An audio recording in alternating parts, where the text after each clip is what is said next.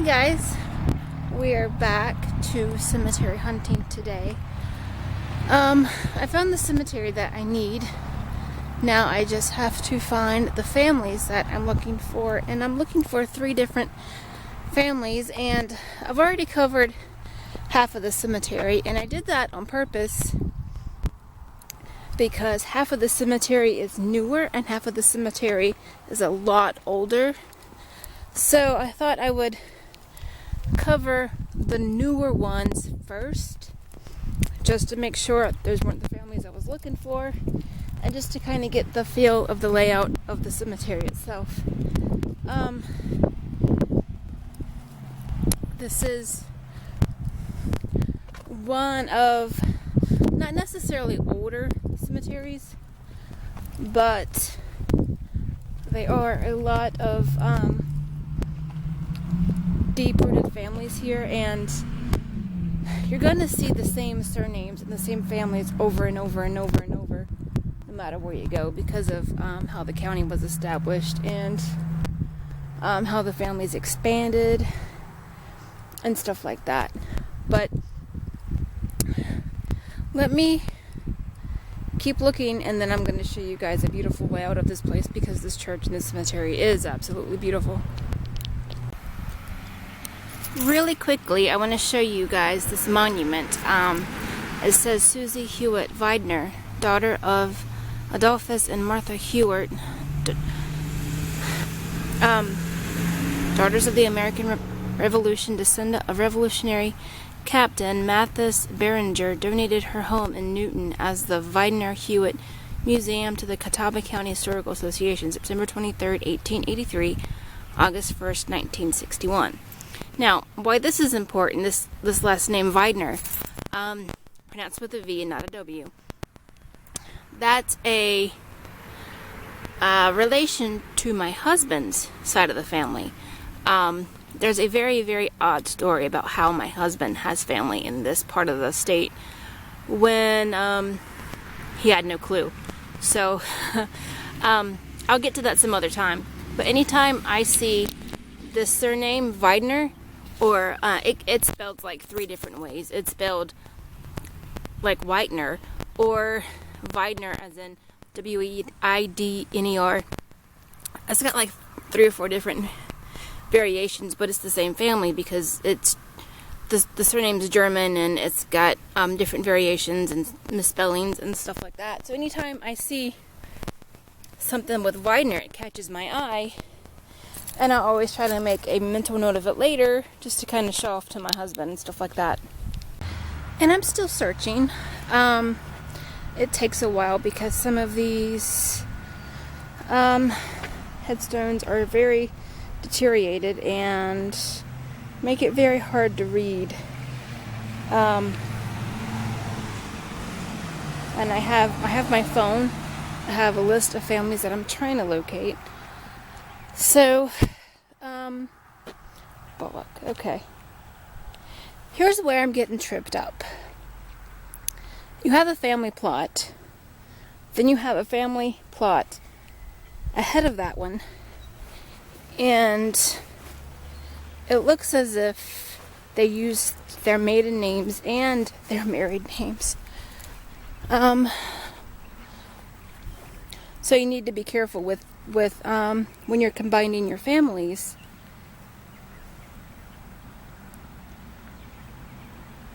Because it makes it very, very hard to locate people. Closed. It takes some time getting used to. It looks like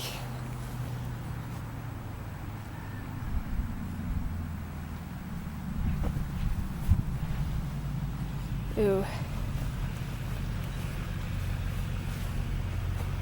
I really do love what I do. It's just kind of unsettling at times. But I still haven't found anybody yet. It takes a while, and sometimes graves can be unmarked. And or, you know, mislabeled. That's happened more times than you can ever imagine. Gravestones and headstones can be mislabeled.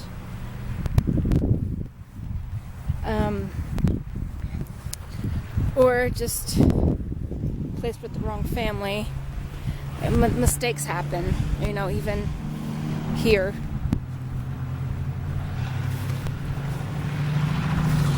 Still not finding these families. I see the families in question, I just don't see the people in question. And I think it could be a lot of these headstones.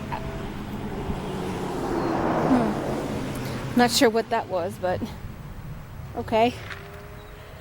I can read the dates on the stones, I just can't read the names, and none of the dates are matching up with who I'm looking for. But we're not done yet, so maybe there is still a little bit of hope.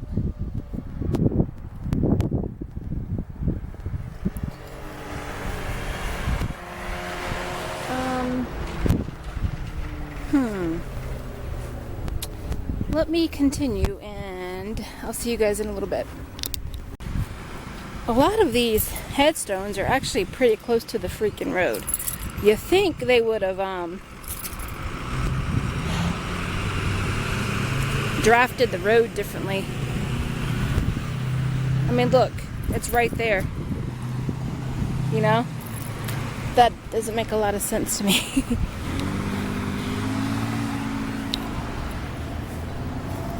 There's... Every time I see an infant headstone, it really makes me sad, you know? Because that's just unimaginable having to go through that. But, here's a wide angle shot of the cemetery. It's not all that big. I've been out maybe for half an hour trying to scour, and I apologize, traffic, you know. But I'm not finished. I have to still get over here through this section. So who knows?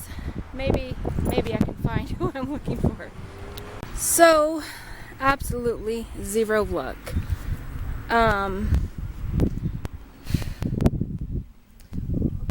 But there are several headstones that you just can't read, and there is a way to kind of decipher, I guess. And I saw a video like last week. Somebody was using flour just to kind of rub on the headstones to get the inscriptions. Do not use flour. I don't care what anybody tells you. Do not use flour. Flour can rot. It can mold. It can get into the cracks of the headstone. You don't want that to happen. You can use talcum powder, and there's actually kind of a solvent. I can't remember what the name of it, but there's a solvent that's actually approved by my state to use on headstones. And each state is really funny. Each state is so funny when it comes to that. Some states you need to have approval before you do it. Others don't. Others, it just falls under who takes care of the cemetery. Now, I might have to go ask the church for a layout and see if they recognize any of these names that I'm searching for and that I can't find.